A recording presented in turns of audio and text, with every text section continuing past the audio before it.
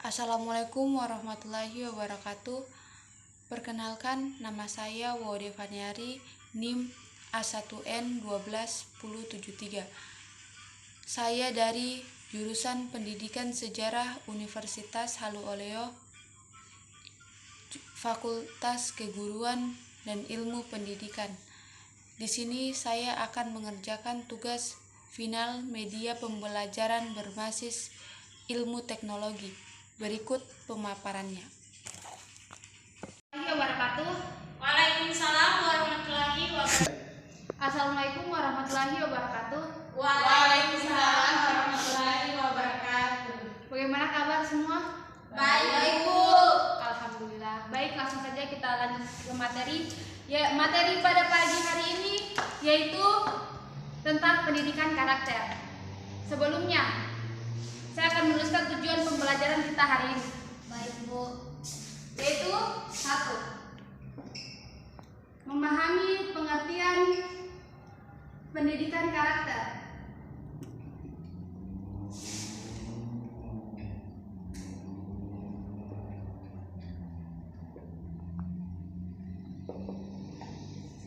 Kedua yaitu mengetahui fungsi pendidikan karakter.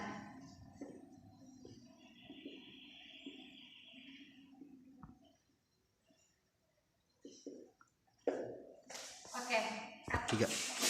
Tiga. Oke, kita akan tujuan pembelajaran yang pertama, yaitu pengertian pendidikan karakter. Sebelumnya saya ingin bertanya kepada kalian semua, apakah kalian tahu apa itu pendidikan karakter? Tidak, Bu. Baiklah, saya akan menjelaskan tentang pendidikan karakter. Pendidikan karakter adalah apa itu? Pendidikan karakter yaitu usaha sadar yang terencana dan terarah melalui lingkungan pembelajaran untuk tumbuh berkembangnya seluruh potensi manusia yang memiliki watak kepribadian baik, bermoral, dan berefek positif konstruktif pada alam dan masyarakat. Pendidikan karakter merupakan proses pembelajaran kebiasaan, keterampilan, dan pengetahuan manusia yang diteruskan dari generasi ke generasi berikutnya. Sementara itu, karakter merupakan akumulasi watak, sifat, dan kepribadian individu yang mengarah pada keyakinan dan kebiasaan dalam kehidupan sehari-hari. Kita akan lanjut ke ini.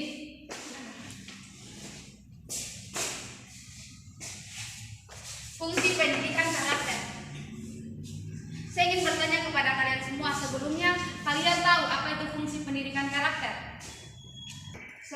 Sebelum kita lanjut ke materi berikutnya, yaitu fungsi pendidikan karakter, Sabar. Jangan Jangan kah? Nggak bisa, kok kena itu.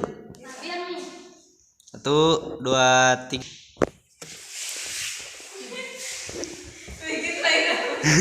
Pokoknya putar-putar ini. Tuh, bukan kau yang hitung. 1, 2, 3. Iya, betul sekali. Ya, saya akan menjelaskan jawaban dari teman kalian. Bantu menjelaskan. Ulang. Iya, betul sekali. Saya akan bantu menjelaskan tentang jawaban dari teman kalian, yaitu fungsi pendidikan karakter. Fungsi pendidikan karakter yaitu fungsi pembentukan dan pengembangan potensi agar peserta didik mampu mengembangkan potensi dalam dirinya untuk berpikir baik, berhati nurani baik, berperilaku baik, dan berbudi luhur. Kedua, fungsi untuk penguatan dan perbaikan, memperbaiki dan menguatkan peran individu, keluarga, satuan pendidikan, masyarakat, dan pemerintahan untuk melaksanakan tanggung jawabnya dan berpartisipasi dalam mengembangkan potensi kelompok, instansi, atau masyarakat secara umum. Ketiga, sebagai fungsi penyaring. Pendidikan karakter digunakan agar masyarakat dapat memilih dan memilah budaya bangsa sendiri, dapat menyaring budaya bangsa lain, yang tidak sesuai dengan nilai, karakter, dan budaya bangsa. Itu saja fungsi dari pendidikan karakter. 3. Oke, kita lanjut ke tujuan pembelajaran yang ketiga, yaitu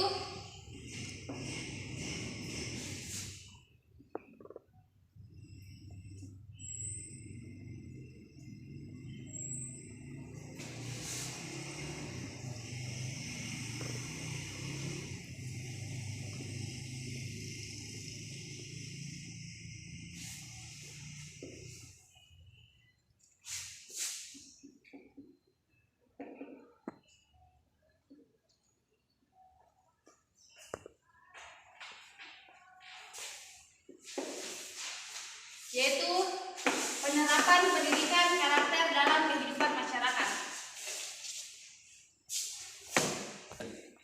Terlepas dari suatu akidah tertentu, pada dasarnya semua agama pasti mengajarkan tentang suatu kebaikan. Agama Islam yang disampaikan oleh Rasulullah SAW mengajak kepada umat manusia untuk dapat menjadi orang yang muttaqin, suatu derajat yang paling tinggi di hadapan Allah Subhanahu wa Ta'ala. Muttaqin tidak sekedar menjalankan perintah dan menjauhi larangan Allah Subhanahu wa Ta'ala, tetapi dalam kehidupan bermasyarakat mempunyai implementasi untuk berhati-hati dalam menampaki kehidupan di dunia yang fana ini. Masyarakat Jawa mengenal dasar filosofis karakter atas dasar Tri Rahayu, yaitu 1. Mamayu Hayuning Saliro, yang artinya bagaimana hidup untuk meningkatkan kualitas diri. Materi berdasarkan filosofi ini, bagaimana hidup untuk berdasarkan filosofi pertama, yaitu bagaimana hidup untuk meningkatkan kualitas diri. Saya ingin bertanya kepada anak-anak sekalian, ada yang bisa bagaimana hidup untuk meningkatkan kualitas diri? Baik, saya akan bertanya kepada kalian semua. Ada yang bisa memaparkan dari satu filosofi ini? Tidak tahu, Bu. Oke. Berdasarkan filosofi Jawa ini, bagaimana hidup untuk meningkatkan kualitas diri, yaitu dengan filosofi Jawa yang kedua, yaitu Mamayu Hayuning Bangsa, bagaimana berjuang untuk negara dan bangsa. Yaitu artinya kita rela berkorban dan berjuang demi negara dan bangsa ini. Contohnya seperti contoh kecil dari kita, yaitu kita harus sekolah sebaik-baik mungkin, belajar bersungguh-sungguh untuk arti filosofi yang kedua, yaitu bagaimana berjuang untuk negara dan bangsa. Contoh kecilnya yaitu seperti lingkungan sekolah. Kita harus belajar bersungguh-sungguh untuk menggantikan posisi para pejuang pendiri. Yaitu kita harus, contoh kecilnya yaitu kita harus belajar bersungguh-sungguh untuk meraih cita-cita, karena harapan negara berada pada tangan para peserta didik, pada tangan kita semua. Filosofi Jawa yang ketiga yaitu Mamayu Hayuning Bawana, bagaimana membangun kesejahteraan dunia. Bagaimana membangun kesejahteraan dunia? Arti dari filosofi Jawa yang ketiga yaitu bagaimana membangun kesejahteraan dunia, yaitu tidak membuat onar, mengikuti aturan di dalam pendidikan. Untuk mencapai tatanan Sri Rahayu tersebut, manusia harus memahami, menghayati, serta melaksanakan tugasnya sebagai manusia yang tercantum dalam Trisakti Brata. Rahayuning Bawono Kapuro Waskitaning Manusa. Kesejahteraan dunia tergantung pada manusia yang memiliki ketajaman rasa. Kedua, Darmaning Manusa Mahanani Rahayuning Negara. Tugas utama dalam menjaga keselamatan negara. Ketiga, Rahayuning Manusa Dumading Karna Kamusansane, yaitu pelaksanaan manusia ditentukan tata perilakunya. Tiga. Kita lanjut pada tujuan pembelajaran yang keempat.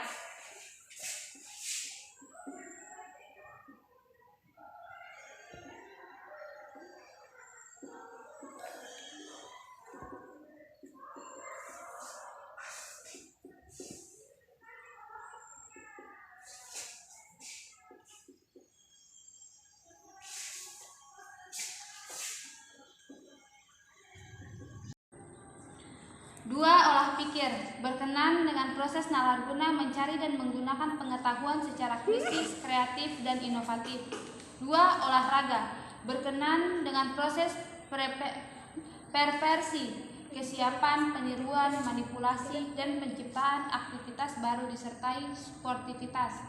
Empat, olah rasa dan karsa, perkenaan dalam kemauan dan kreativitas yang tercermin dalam kepedulian, pencitraan, dan penciptaan kebaruan. Karakter individu yang dijiwai oleh sila-sila Pancasila dapat dikemukakan berikut ini. 1.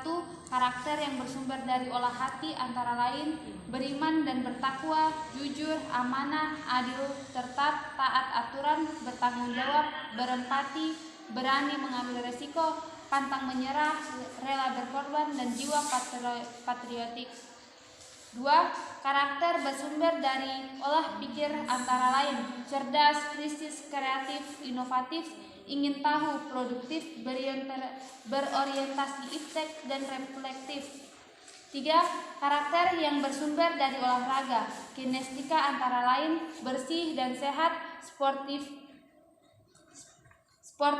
tangguh, andal, berdaya tahan, bersahabat, kooperatif, determinatif, kompetitif, ceria, gigih. Dan 4. Karakter yang bersumber dari olah rasa dan karsa antara lain kemanusiaan, saling menghargai, gotong royong, kebersamaan, ramah, hormat, toleran, nasionalis, peduli, kosmopolit atau mendunia, mengutamakan kepentingan umum, cinta tanah air atau patriotis, bangga menggunakan bangsa dan produk Indonesia, dinamis, kerja keras, dan beretos kerja tinggi. Baik, sampai sini saja pertemuan kita hari ini. Kita insya Allah bertemu minggu depan. Sekian dan terima kasih. Assalamualaikum warahmatullahi wabarakatuh. Waalaikumsalam. Saya akan melanjutkan materi yaitu karakter dalam bentuk budi pekerti menurut Moelino, merupakan kata majemuk dari kata budi dan pekerti. Budi berarti batin yang merupakan paduan akal dan perasaan untuk menimbang baik dan buruk, tabiat, akhlak, watak, perbuatan, akal. Pekerti berarti tingkah laku, perangai, akhlak, watak, perbuatan. Secara terminologi, kata budi ialah yang ada pada manusia. Berhubung dengan kesadaran didorong oleh pemikiran, rasio yang disebut dengan nama karakter. Pekerti merupakan apa yang terlihat pada manusia karena didorong oleh perasaan hati yang disebut tingkah laku. Jadi, dari kedua kata tersebut, budi pekerti dapat diartikan sebagai perpaduan dari hasil rasio dan rasa yang bermanifestasi pada karsa dan tingkah laku manusia.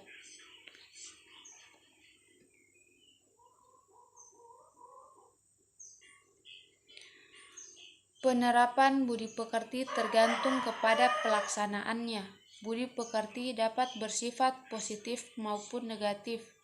Budi pekerti selalu dikaitkan dengan tingkah laku manusia.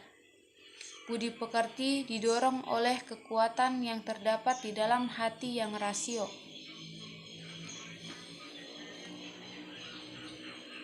Rasio mempunyai tabiat kecenderungan kepada ingin tahu dan mau menerima yang logis, yang masuk akal, dan sebaliknya. tidak mau menerima yang analogis, yang tidak masuk akal.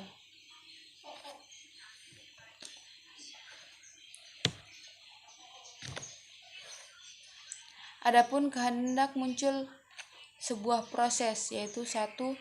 Ada stimulan di dalam panca indera, 2. Timbul keinginan-keinginan, 3. Timbul kebimbangan proses pemilih, 4. Menentukan pilihan kepada salah satu keinginan, 5. Keinginan yang dipilih menjadi salah satu kemauan selanjutnya akan dilaksanakan. Moral, etika, dan akhlak memiliki pengertian dan berbeda-beda dan memiliki kepentingan yang berbeda-beda. Dan dan semuanya sangatlah penting dalam pendidikan, terutama pendidikan karakter. Sekian dari saya, itulah hasil tugas media pembelajaran berbasis ilmu teknologi. Bila ada kesalahan, mohon dimaafkan. Saya akhiri dengan ucapan wabillahi taufiq wal hidayah. Wassalamualaikum warahmatullahi wabarakatuh.